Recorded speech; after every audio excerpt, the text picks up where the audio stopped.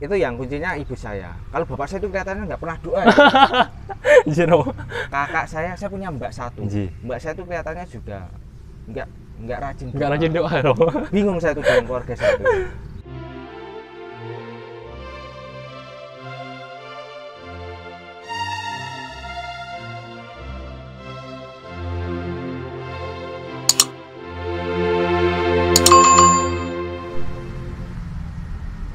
Sasa Sarapan Sabda senang sekali karena hari ini boleh berjumpa kembali dengan sahabat Sarapan Sabda dalam edisi khusus wawancara bersama dengan seorang calon imam Keuskupan Agung Semarang. Dia adalah Romo Diakon Yohanes Dwi Andri Ristanto. Selamat pagi Romo. Selamat pagi, Frater. Salam semangat selalu Romo. Semangat, sedikit ngantuk ini ya. Sedikit ngantuk Romo. Baik. Pertama-tama kami mengucapkan terima kasih dulu Romo atas kesediaan Romo Diakon untuk diwawancarai pada kesempatan hari ini. Hari ini mungkin kita amat berbahagia Romo karena sebentar lagi Romo Diakon akan secara resmi ditahbiskan menjadi seorang Romo Keuskupan Agung Semarang. Kalau boleh tahu tanggal berapa Romo ya? Tanggal 29 Juni. Tanggal 29 Juni. Sudah ada jamnya Romo? Jam 10 pagi. Jam 10 pagi. Nah, nanti penonton Sarapan Sabda silakan menyaksikan langsung di channel Komsos KS. Ya, Romo. Nah, hari ini kita akan berbicara dulu nih seputar panggilan Romo Andri. Nah, kalau boleh tahu Romo, bisakah Romo menceritakan bagaimana sih pengalaman Romo tertarik menjadi seorang imam itu Romo? Monggo. Baik, terima kasih Frater Singgih untuk pertanyaannya. Sebelumnya selamat pagi juga untuk teman-teman yang ada di rumah ataupun yang di tempat lainnya. Langsung saja ya, pertanyaannya ini pertanyaan klasik bagi para frater imam yang menekuni panggilan. Bagaimana bisa tertarik menjadi imam?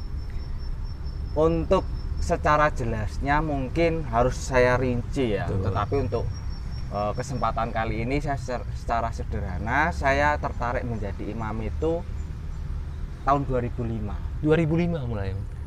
Tepatnya ketika itu saya berada di rumah.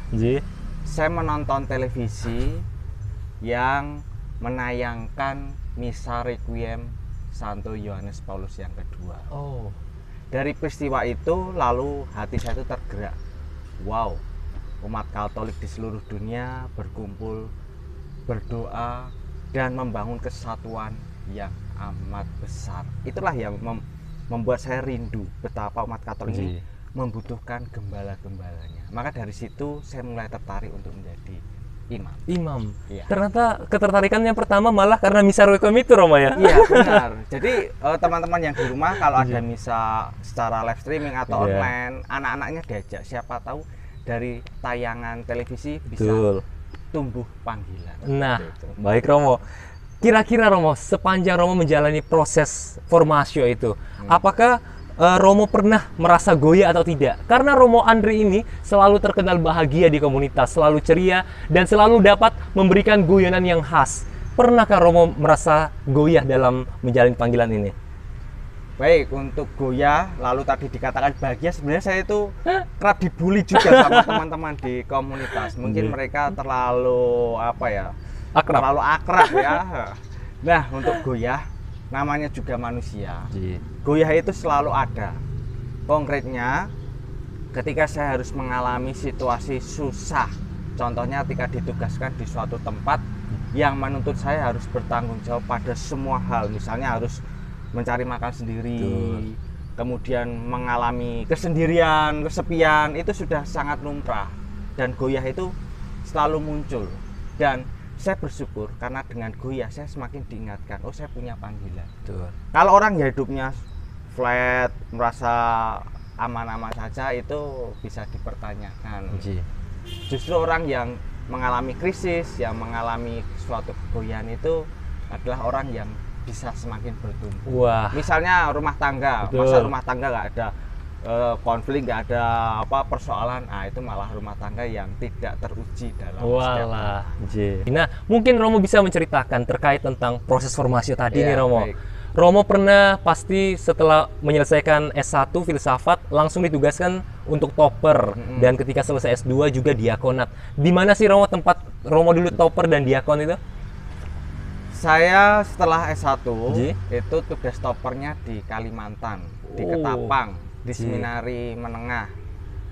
Kendati saya berada di seminari, tapi kerap kali saya bersama Monsinyur Pius itu berkunjung ke stasi-stasi pedalaman. Wah, banyak hal yang bisa saya pelajari, dapatkan, tetapi banyak juga yang membuat saya mengalami kesulitan dan juga pergulatan dalam menjalani panggilan. Itu untuk tugas yang pertama. Untuk tugas yang kedua, setelah S2 selesai, kemudian menjalani masa diakonat di Kuasi Paroki Santo Petrus dan Paulus Ngablak, dekat Kopeng, lereng Gunung Merbabu. Gitu. Ya, itu untuk dua tempat.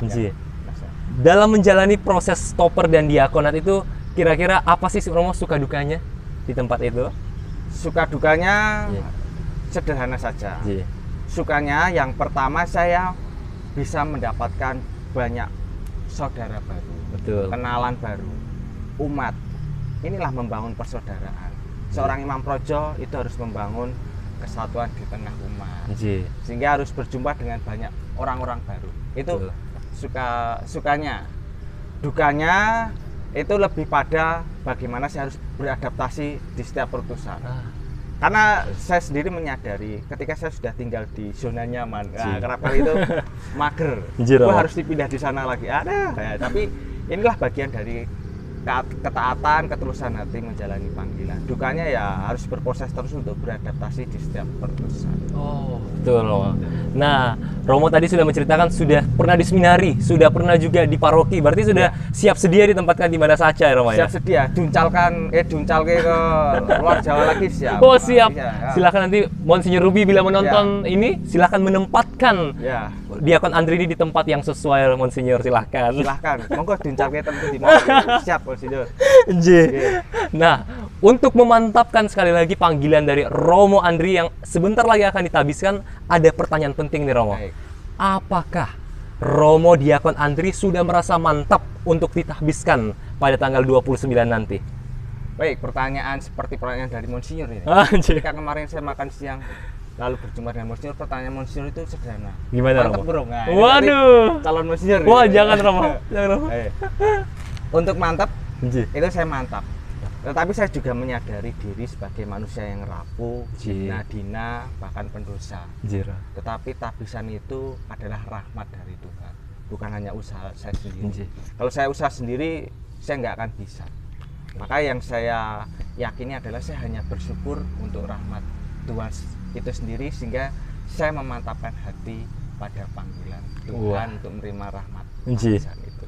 Nah, jujur saja ya pemirsa, saya baru melihat bagaimana kesucian dari Romo Andri di syuting kali ini. Biasanya dia menjadi frater yang liar dulu ya Romo ya.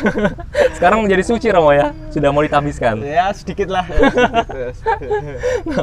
Oke, baik Romo. Kira-kira Romo, yang selama ini Romo rasakan, yang selama ini Romo jalani, mengapa sih Romo Andri dapat senantiasa setia dalam jalan panggilan? Oke, kunci dari setia itu adalah mengenal diri sendiri. Mengenali secara dalam saya siapa, kalau kelemahan diri, kekurangan diri, kemudian juga keterbatasan diri. Dengan mengenal diri, maka saya bisa melampaui untuk berjalan ke depan. Orang yang setia itu karena tidak bisa mengenali diri sendiri. Misalnya ketika dihadapkan pada persoalan, konkretnya konflik dengan rekan sepanggilan. Dia tidak mengenali dirinya sendiri, suka pemarah. Maka itu yang membuatnya goyah dalam panggilan lalu tidak setia. Tetapi kalau orang yang mengenal diri sendiri, saya itu mudah marah. Maka ketika berjumpa dengan rekan panggilan yang dalam tanda kutip sulit, bagaimana kita menempatkan diri untuk menghormati, menahan diri, menyangkal diri. Maka kuncinya harus mengenali secara dalam sehingga manusiawi kita itu bertumbuh. Kalau manusiawi kita sudah bertumbuh, yang rohani itu akan lebih mudah. Jadi harus dirinya itu harus beres dulu. Betul. Nah, setelah menjalani tadi Romo bilang ada suka dukanya, tapi mengenal diri sendiri.